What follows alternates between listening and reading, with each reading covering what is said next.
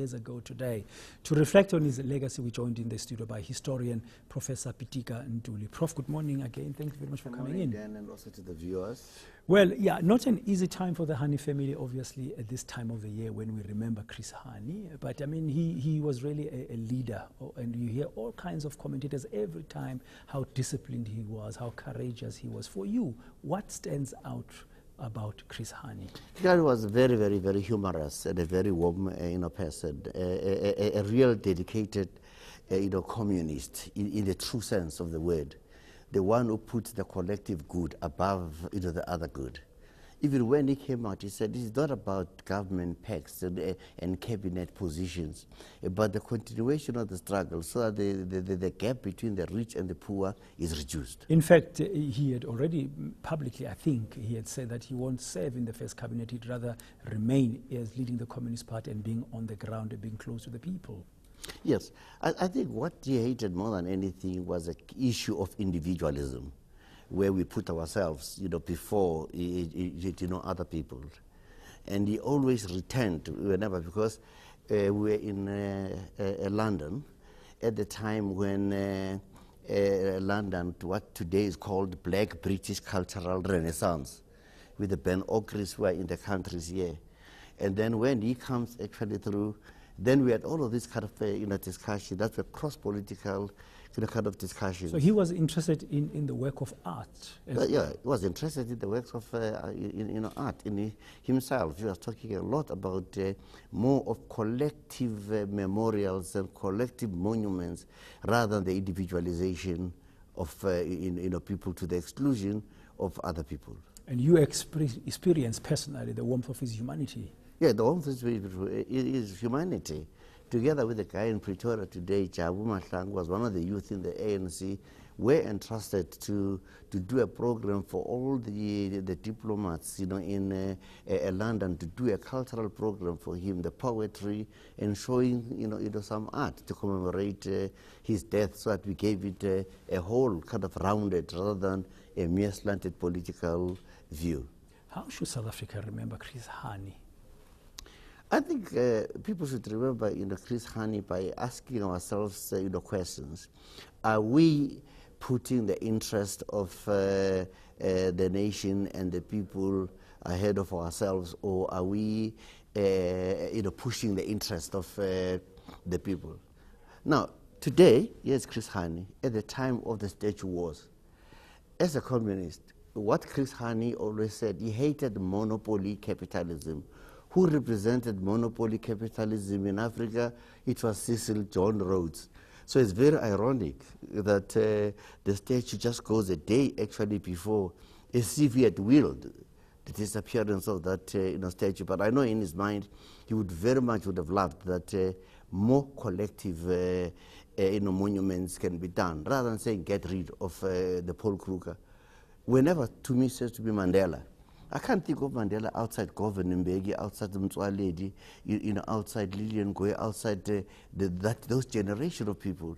We should be shifting from individuals to commemorative things, which is truthful of African sentiment. Is a collectivism, a communalism of approach the best way for us to honor our struggle heroes like Chris Hani? I see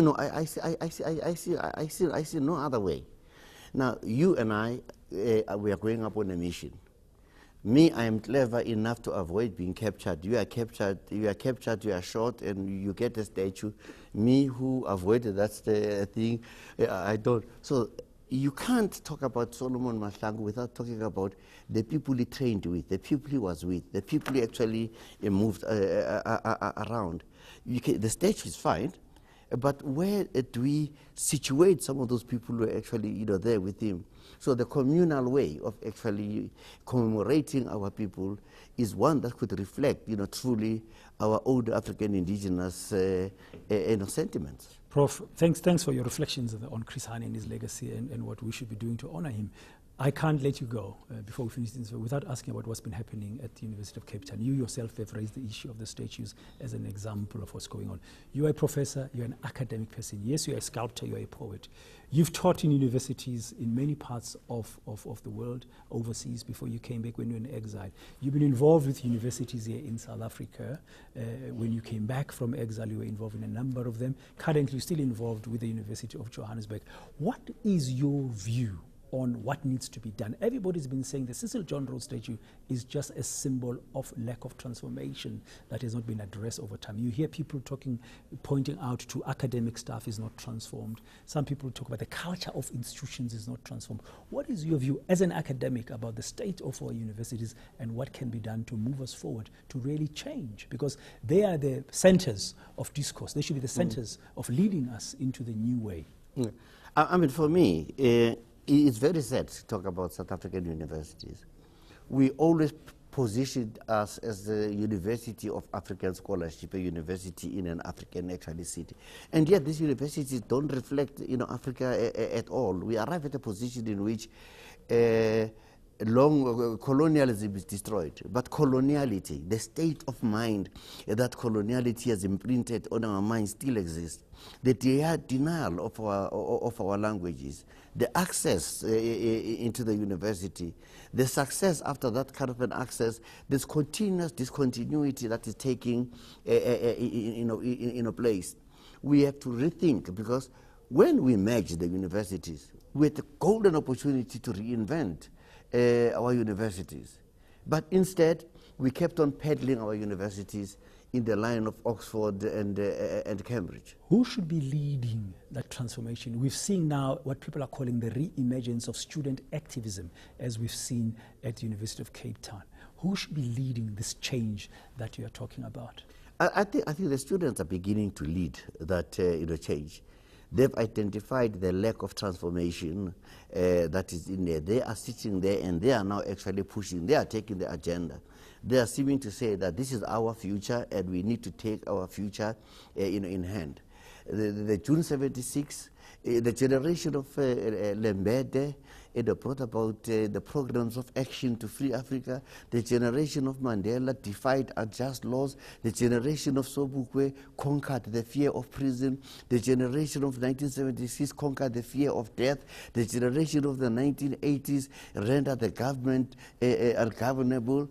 The generation of the 90s and the 21st century, one is beginning to wonder, but with what is emerging out of Cape Town and everywhere else, you begin to feel students flexing their muscles for their future. Thank you very much, Professor. That's historian Professor P.T. Kantuli.